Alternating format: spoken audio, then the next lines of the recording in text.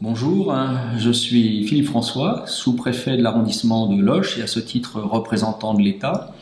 Donc je coordonne l'ensemble des services sur le territoire au titre des politiques publiques engagées par l'État.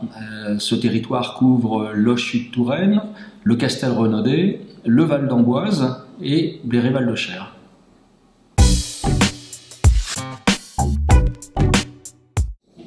La motivation réside en plusieurs points. Tout d'abord, les valeurs associées à ce projet. On part du constat que personne n'est inemployable et donc à ce titre, les politiques publiques doivent accompagner de tels mouvements pour permettre à chacun de trouver sa place dans la société. La deuxième dimension a trait au collectif qui s'est organisé. Rien n'est plus intéressant, à mes yeux en tout cas, que de réunir un certain nombre de compétences de différents horizons, de variétés diverses, pour essayer de fédérer les énergies autour d'un projet. Je trouve cet aspect de réunion des compétences et de réunion des motivations extrêmement intéressant.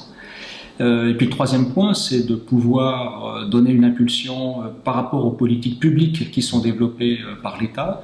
On a beaucoup actuellement avec les collectivités locales de contrats en cours de discussion, des territoires d'industrie, des opérations de revitalisation du territoire.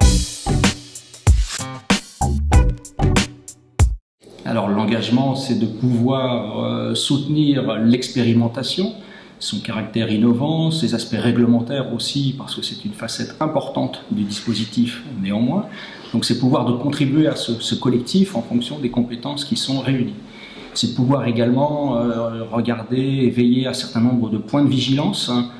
Parmi les sujets de préoccupation que je peux formuler, c'est de pouvoir trouver un local pour la boîte d'à côté, puisque la désignation est opérée. C'est de pouvoir s'assurer que la formation à la fois des encadrants et des personnes va suivre, et puis peut-être également travailler sur leur motivation, ne pas renoncer, croire qu'il y a toujours un appui possible pour trouver un accès à l'emploi. Et puis la deuxième forme d'engagement sera d'assurer des passerelles, d'assurer des liens entre les différents opérateurs, faciliter les choses, être en mesure de pouvoir faire en sorte qu'on se parle avec fluidité, en respectant les compétences et les talents des uns et des autres.